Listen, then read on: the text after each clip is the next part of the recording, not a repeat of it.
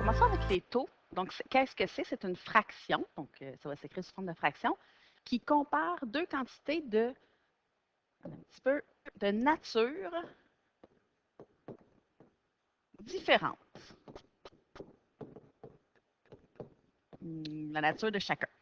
Donc, ça veut dire quoi de nature différente? Ça veut dire qu'ils ne représentent pas la même chose. Par exemple, la distance en kilomètres et du temps en heures, comme des kilomètres-heure, c'est un taux, parce que c'est de nature différente. Attention, pourquoi on ne dit pas d'unité? C'est bien de nature différente parce que des centimètres et des mètres, qui ne sont pas les mêmes unités, mais c'est de même nature. C'est des unités de longueur. Donc, c'est la longueur dans les deux cas. Alors, ça, c'est de même nature. Alors, ça ne fait pas partie. Donc, si je compare des centimètres avec des mètres, ce n'est pas un taux, ça va être un rapport qu'on va voir plus tard. Notation. Comment on écrit des taux? Il faut toujours écrire les unités de mesure des deux quantités. Puisque les unités sont différentes, il faut les écrire. On peut écrire le taux d'une fraction verticale ou d'une fraction horizontale. Par exemple, une vitesse de 90 km pour 1 heure, mais habituellement, le 1, on ne l'écrit pas, on va le voir tout de suite après. Donc, pour 1 heure, ça c'est un H, excusez.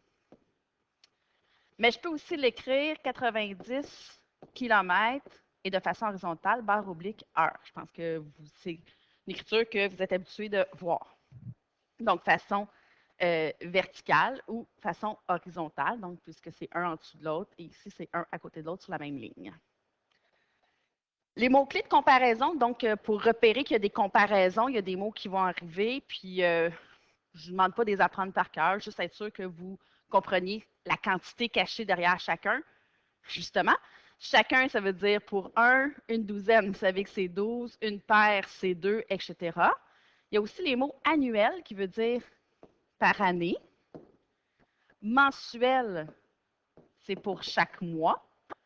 Hebdomadaire, c'est par semaine. Quotidien, donc quelque chose de quotidien, c'est à chaque jour. Et horaire, comme un salaire horaire qu'on est habitué d'entendre, c'est par heure. Voici 4 exemples de taux. Comment on peut les écrire? Donc, je pourrais autant l'écrire vertical qu'horizontal. Je vais écrire un peu des deux à chaque fois. Donc, ici, j'ai parcouru 25 km à 90 minutes. C'est bien un taux, puisque des kilomètres, c'est une distance, et des minutes, c'est du temps. Donc, ce n'est pas de même nature. Donc, 25 km en 90 minutes. Ou je pourrais l'écrire horizontal, je décide de faire vertical. Je dois utiliser 5 cm de craie pour couvrir une surface de 0,5 mètres carrés. Est-ce que c'est vraiment un taux? Parce que j'ai des centimètres et des mètres carrés. Oui, parce que les centimètres, c'est une longueur, alors que des mètres carrés, c'est une surface, donc c'est de l'air. Ce n'est pas de même nature, donc c'est effectivement un taux. Donc, j'ai 5 cm pour 0,5 mètres carrés. Ensuite, je dois débourser 13,50 $ pour acheter une douzaine de pommes. Donc, le mot qui est caché. Donc, c'est bien des pommes et des dollars, c'est clairement pas de même nature, mais c'est 13,50 $ pour 12 pommes. Donc, la douzaine veut dire 12 pommes. Donc, il y a un nombre de cachés derrière. Même chose ici. Mon salaire horaire est de 12 $. Donc, je gagne 12 $ de l'heure ou 12 $ pour 1 heure de travail. Donc, horizontal, vertical, peu importe. Des taux équivalents. Donc, on peut transformer nos taux tout en gardant une équivalence, donc ils valent la même chose. Donc, deux taux sont équivalents s'ils ont la même valeur. Méthode 1, donc, changer les unités de mesure. Je prends l'exemple ici, je gagne 87 600 $ pour 1 an de travail, mais je pourrais aussi dire en changeant les unités. Donc, soit que je change les dollars en cents, ça ferait comme un gros nombre, c'est rare un salaire en cents, mais je pourrais dire pour 12 mois de travail, puisque 1 an, c'est équivalent à 12 mois, bien, c'est le même salaire, parce que c'est le même temps, c'est juste écrit avec d'autres unités. Je pourrais aussi dire combien de semaines dans un an. Bien, il y a 52 semaines. Ça, vous devez savoir qu'il y a 12 mois et 52 semaines dans une année. Donc, et le salaire va être toujours de 87 600. J'ai juste changé la façon de dire la quantité de temps. Donc, 52 semaines, 12 mois, puis un an, c'est le même temps. Donc, le salaire va être le même au numérateur. Je peux, pour avoir une fraction un taux équivalent, donc comme les fractions équivalentes, multiplier le numérateur et le dénominateur par la même quantité. Donc, ici, c'est multiplier, le mot qui est important. Donc, je pars toujours avec mon salaire de 87 600 pour un an. Donc, je pourrais dire, OK, cet homme a travaillé pendant 2 ans dans cette compagnie, quel a été son salaire pour la durée de travail? Bien, de 1 à 2 ans, j'ai fait x2. Bien, si je multiplie le dénominateur par 2 pour que ça reste équivalent, vous l'avez vu avec les fractions équivalentes aussi, c'est le même principe. Si je multiplie le dénominateur par 2, il faut que je multiplie le numérateur par 2 aussi, ce qui va me donner 175 200 $. Donc, j'ai juste à prendre 87 600 x 2. Donc, son salaire pour 2 ans est de 175 200 $. Tout ce que j'ai fait, c'est multiplier le numérateur et le dénominateur par la même quantité. Je peux, au lieu de multiplier, je peux diviser le numérateur et le dénominateur par la même quantité, donc réduire.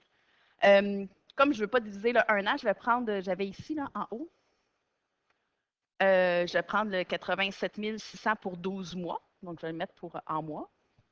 87 600 $ pour 12 mois. On a vu premier exemple, première méthode, que c'est la même quantité.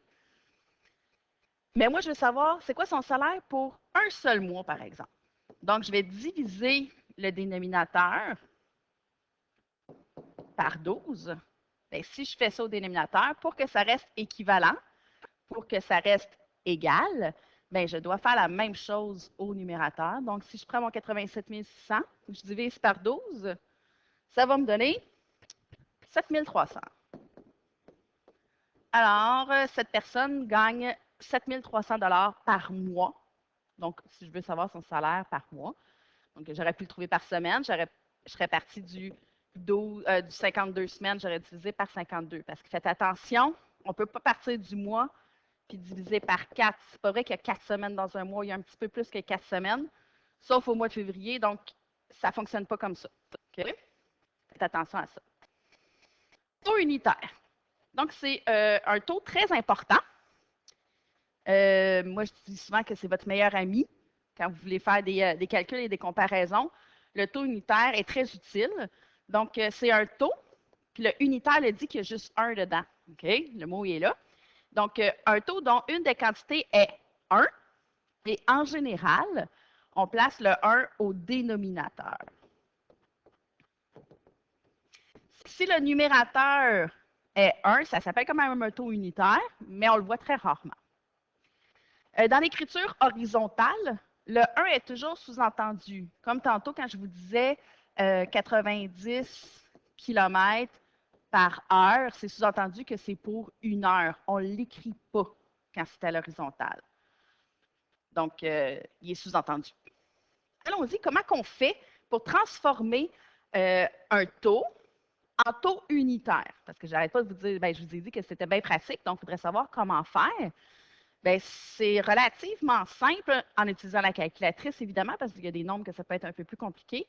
On réduit la fraction, donc en divisant les numérateurs et le dénominateur par la même quantité. On a vu à la méthode 3 qu'on avait le droit de faire, jusqu'à ce que le dénominateur soit 1.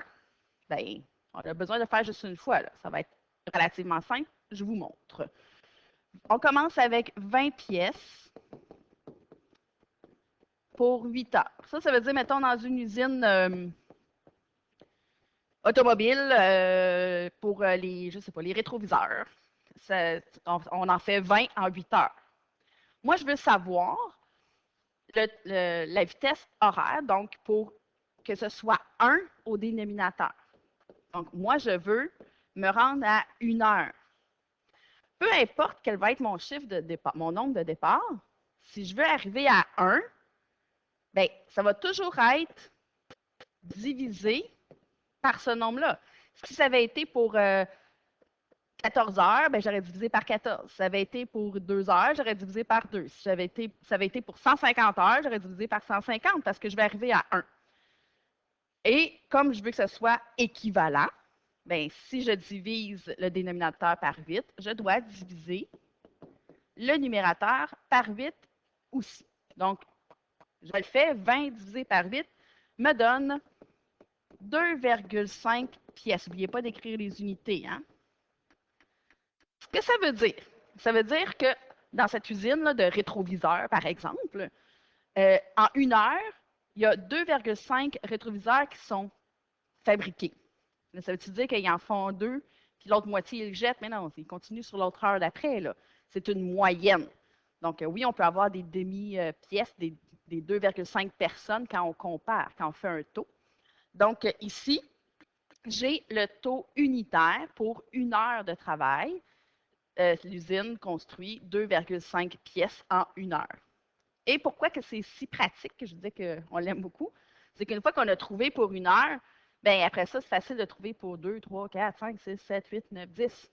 À partir de 8, c'est pas toujours facile, mais avec 1 heure, c'est facile de trouver à peu près n'importe combien d'heures après.